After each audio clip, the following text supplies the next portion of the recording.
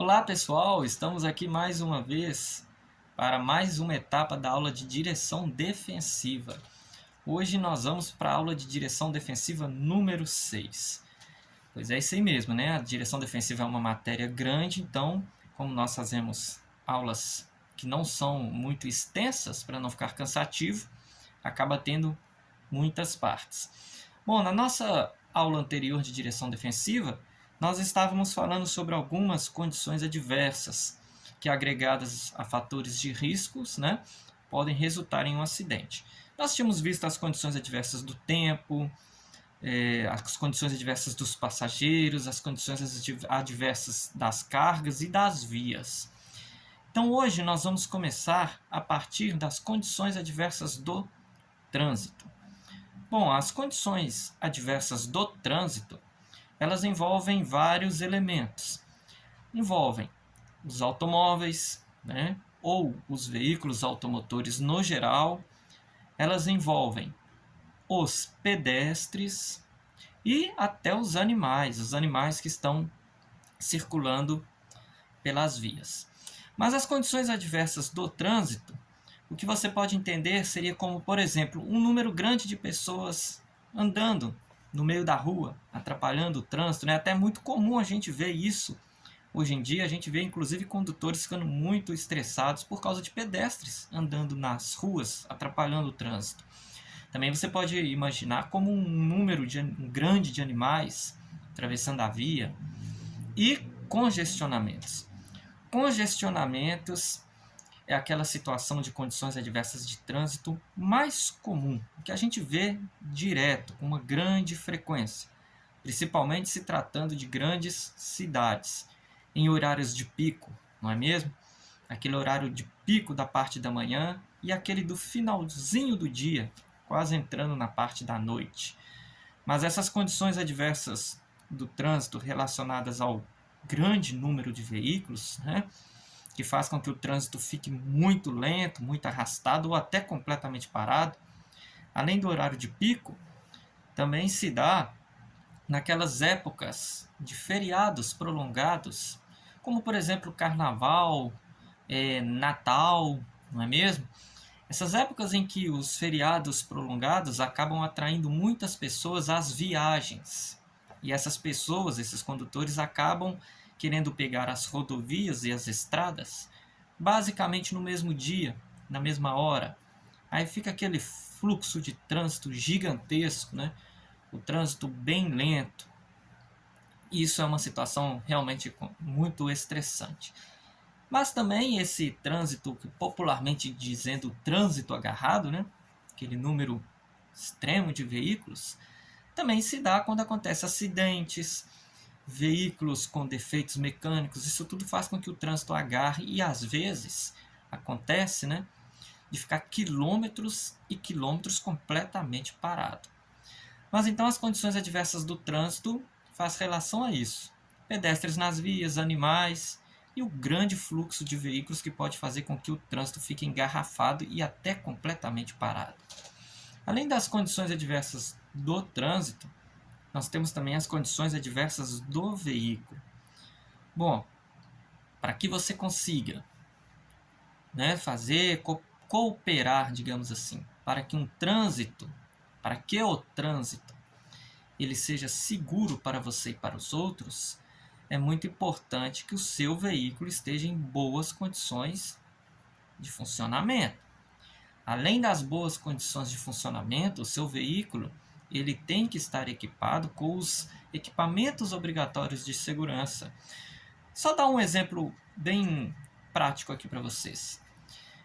Não tem como conduzir, né, com segurança se o seu veículo, seja ele veículo de 2 rodas, de 4 rodas ou de mais, não possui espelhos retrovisores.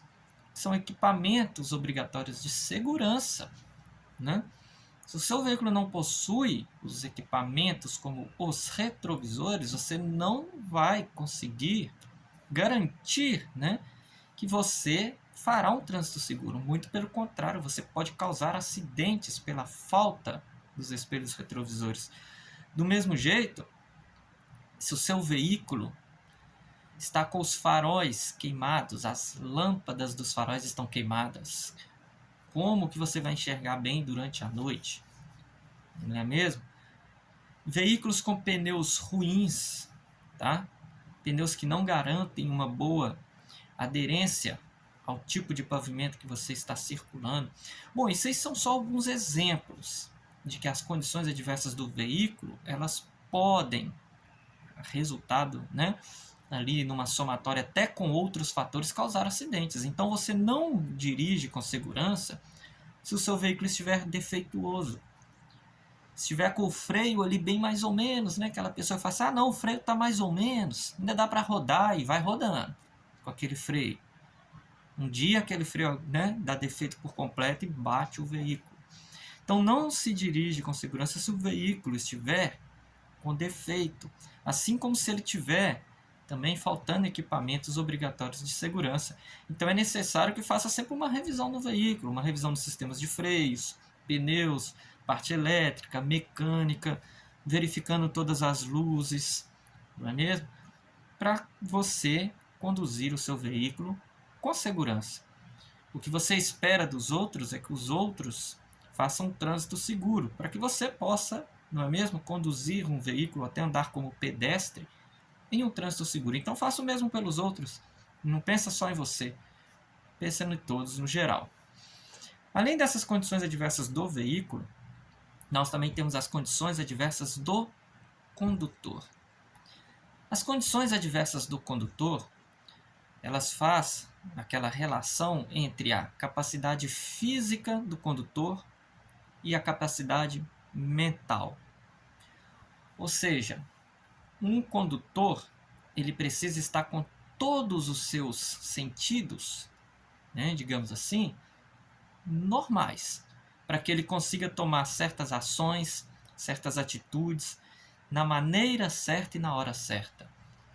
Então, sobre a condição física, a gente pode falar, por exemplo, do cansaço, do sono. O cidadão está ali conduzindo o veículo e já começou a dar aquelas pescadas, né? Aquela vontade de dormir. Isso é uma condição física que, se ele continuar insistindo, ele pode vir a adormecer no volante e causar uma tragédia. Então, o que ele tem que fazer? O conselho, né? Ele tem que dar um jeito de parar esse veículo e descansar por algumas horas. Não insistir, principalmente se for em uma viagem. Nem que pare no posto de gasolina do lado dos caminhões, para o seu carro pequeno ali e dorme dentro do carro mesmo, né? Num local seguro, posto de gasolina perto de muitos outros que também estão ali dormindo. Mas a fadiga, o sono, esse cansaço físico, se você insistir nele a partir do momento que você já começou a dar sinais de que vai, né, dormir no volante, você está assumindo o risco de causar uma tragédia. Mas as condições físicas não fazem referência somente ao sono, à fadiga, aquele cansaço físico. Dirigir alcoolizado, ou dirigir drogado, ou dirigir após ter tomado um tipo de medicamento que a prescrição médica fala que quando você faz uso dele, você tem que ficar algumas horas sem pegar a direção de algum veículo. Você estando dirigindo, né, sob efeito de álcool, de drogas ou desses medicamentos, também é considerado uma condição física, tá? Então, tem que se evitar, tá? Dirigir nessas condições. Agora, as condições mentais, as psicológicas, já fazem referência, por exemplo, a estados emocionais. A pessoa está em crises de ansiedade, crises de pânico, crises depressivas, tristezas profundas, né? É bom evitar tudo isso, medo, insegurança, porque se você também está com as condições psicológicas afetadas, você não pode garantir que você irá conduzir de maneira segura. Não tem como você garantir isso, ok? Então, essas condições adversas do condutor fazem referência às condições físicas e às mentais do condutor. E um condutor, para fazer um trânsito seguro, ele precisa estar com as condições físicas e mentais normalizadas. Não pode haver alterações.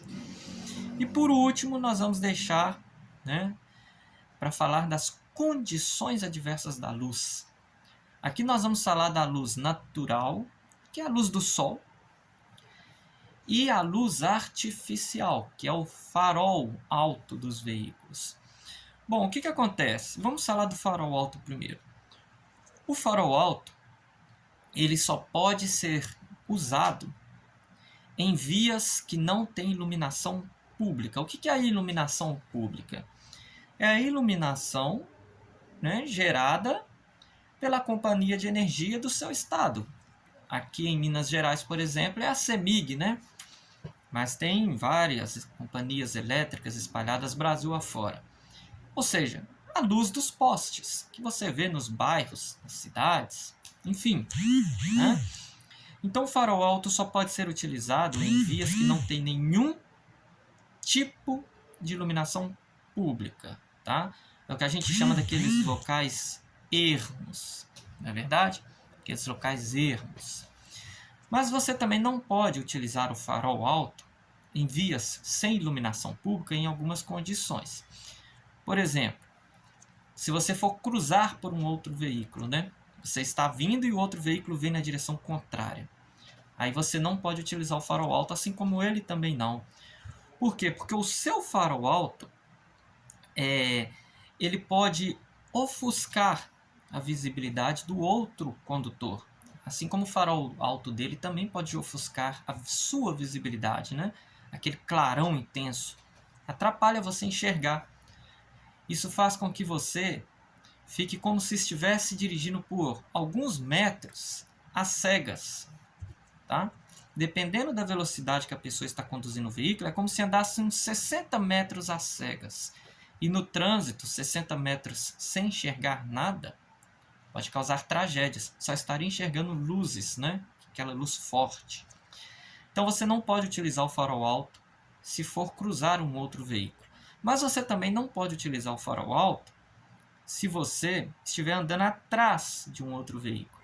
Porque aí o seu farol alto aqui, ó, né, bate lá nos retrovisores do farol, dos retrovisores, perdão, daquele veículo que está à sua frente, e aquele clarão volta nos olhos do condutor daquele carro da frente, atrapalhando ele a ver o que tem atrás dele, que no caso é o seu veículo. Tá? Então, ao cruzar outro veículo e ao seguir outro veículo, você não utiliza farol alto, mesmo que seja via sem iluminação pública. Ok? Agora, a luz do sol é muito comum de manhã. Né? Quando você pega ali, pegar o sentido em que o sol vem na sua direção, ela bate no para-brisa do veículo, né? Aquilo atrapalha demais a enxergar, principalmente se o para-brisas do veículo estiver sujo, atrapalha mais ainda. Por isso que é sempre importante, né, quando vai sair com o veículo de manhã, limpar o para-brisa, lavar bonitinho, ver se está sujo e dar uma limpeza. Porque já fica difícil enxergar se o sol bate de frente com o para-brisas limpo, né? Para quem não sabe, o para-brisas é o vidro dianteiro. Se o para-brisas estiver sujo, é pior ainda. Mas o fato é o seguinte, que quando existe luz demais, tá? É chamado de ofuscamento. Quando tem muita luz, é o ofuscamento. Ou seja, o sol batendo de frente, o farol alto do cidadão vindo de frente a você, né? Isso é um ofuscamento, é luz demais. Agora, quando há luz de menos, o que seria a luz de menos? Você está lá na via sem iluminação pública e você não ligou o farol alto, está andando só com o farol baixo. Você vai ter dificuldades de enxergar. Está tudo uma escuridão danada e o farol baixo não é o suficiente para iluminar. Aí é uma luz de menos. No caso da luz de menos, é chamado de penumbra. Lusco-fusco. O que você tem que fazer para acabar com a penumbra e o lusco-fusco na via sem iluminação pública? Você tem que ligar o farol alto. Agora, se o seu farol alto não estiver funcionando, né, aí você se complicou. E no caso da luz demais, que é o ofuscamento do farol alto, se você vê o cidadão vindo no sentido contrário com o farol alto ligado, o que você faz? Começa a piscar o seu farol para avisar ele, para alertar ele, né? Para alertar ele de que ele está com o farol alto ligado, ele não percebeu isso, então você começa a piscar o seu. que aí ele vê você piscando e ele abaixa o dele. E se for o caso da luz do sol batendo de frente, o ofuscamento causado pela luz do sol? Nesse caso, você vai utilizar o quebra-sol do veículo ou óculos escuros, ok? Para cortar aquele ofuscamento. Bom, para fechar essa aula de direção defensiva número 6, nós vamos falar sobre o uso de um medicamento, uma droga chamada de rebite, né? É um medicamento que faz com que a pessoa fique por muitas horas sem dormir. É muito utilizado por pessoas que têm que trabalhar dirigindo a noite inteira, pegando dia e noite, direto. Esse medicamento é considerado uma droga, por isso tem a venda proibida, tá? Quem consegue ele, consegue aí no mercado negro aí, né? Na mão de pessoas que vendem aí, mas a venda é proibida. Então esse medicamento ele espanta o sono, dá à pessoa aquela capacidade de ficar horas e horas, até dias sem dormir. Mas o que torna esse medicamento tão perigoso para o trânsito? Por que a venda dele é proibida? Por causa da hora em que o efeito dele acaba. Quando o efeito desse medicamento chamado de rebite acaba, é como se você pegasse um controle de televisão e apertasse para desligar a televisão. Você simplesmente aperta o botão de desligar e ela desliga, né? Na hora. Quando o efeito do rebite acaba, o cérebro da pessoa, né, absorve aquela necessidade acumulada de dormir e se apaga na hora, sem nem cochilar. A pessoa não cochila, ela simplesmente apaga na hora, como se desmaiasse no volante. Aí sai empurrando, passando por cima de tudo que tiver na frente, tá? Então esse é o rebite. É um medicamento que espanta o sono, que tem a venda proibida, tá?